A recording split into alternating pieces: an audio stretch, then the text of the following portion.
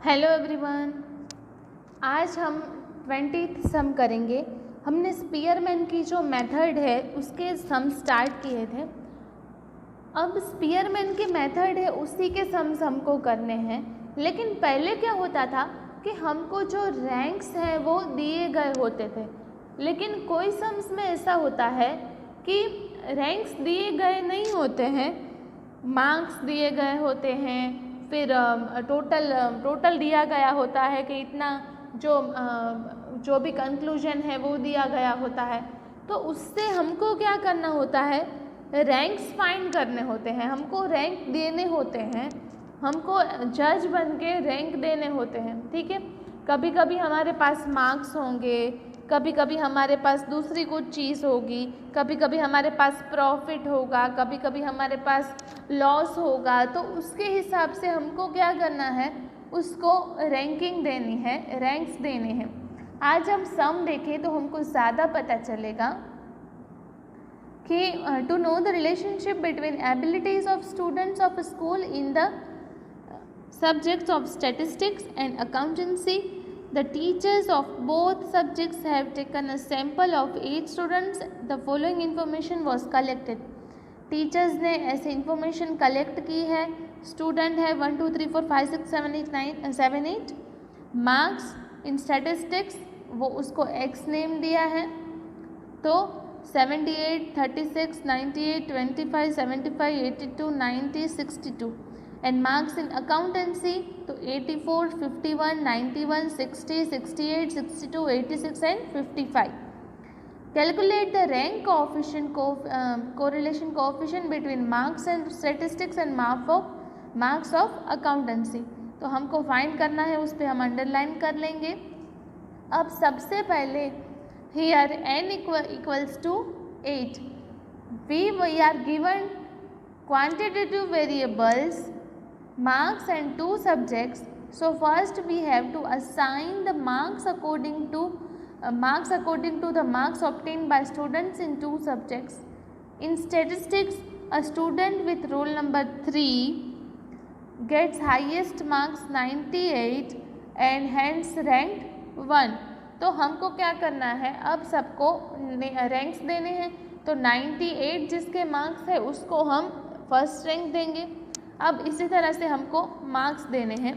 तो सबसे पहले हम हमारा टेबल ही प्रिपेयर करेंगे, रोल नंबर, मार्क्स लिखेंगे और फिर हमको रैंक भी देने हैं। ठीक है, तो यहाँ पे रैंक RX, यहाँ पे फिर से अकाउंटेंसी के मार्क्स और रैंक RY।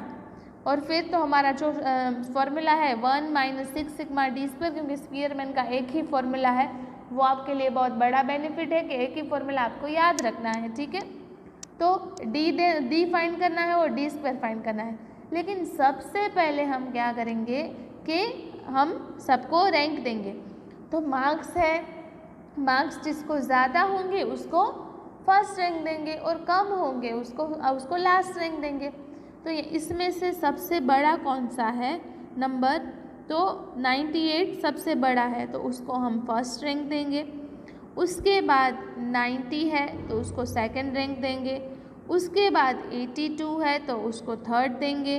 उसके बाद 78 फोर्थ रैंक, फिर 75 फिफ्थ रैंक, फिर 62 सिक्स रैंक, उसके बाद 36 को सेवेंथ रैंक देंगे और लास्ट हमारा है 25, उसको हम 8th रैंक देंगे। ठीक है, इस तरह से हमको रैंक्स देनी है। अब हम अकाउंटेंसी के जो मार्क्स है उसको रैंक देने वाले हैं। सो मार्क्स इन अकाउंट्स में सबसे बिगेस्ट नंबर कौन सा है, तो 91। तो 91 को हम फर्स्ट रैंक देंगे, फिर 86 को हम 2 रैंक देंगे, फिर उससे छोटा है 84 तो उसको थर्ड रैंक देंगे।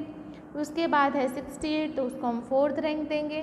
फिर उसके बाद है 62 तो हम उसको फिफ्थ रैंक देंगे। फिर उसके बाद है 60 तो हम उसको सिक्स्थ रैंक देंगे। फिर उसके बाद है 55 तो उसको हम सेवेंथ रैंक देंगे और 51 को 8th रैंक देंगे। अब हमको नॉर्मली क्या करना है, रैंक्स हमने दे दिए हैं, RX - RY हमको डिफाइन करना है।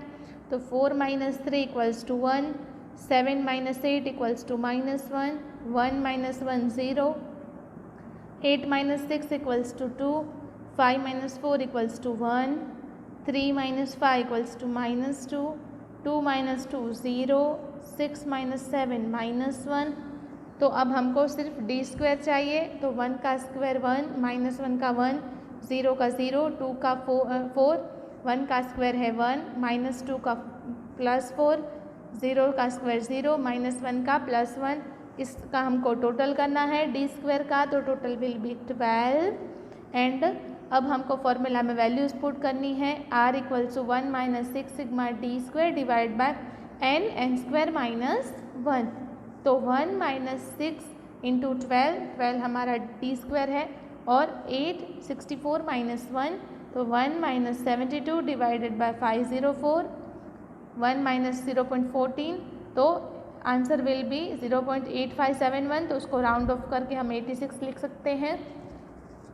सो the value of r is close to 1, so it can be said that there is a high degree of positive correlation between the ranks obtained from the marks of statistics and accountancy।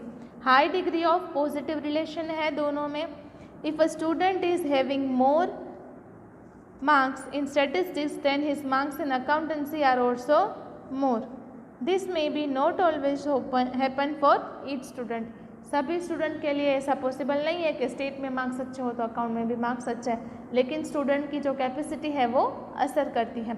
आज हमने हम जो rank देने वाला एक सम है वो complete किया है कि हमको रैंक्स उसके अलाउ करने हैं।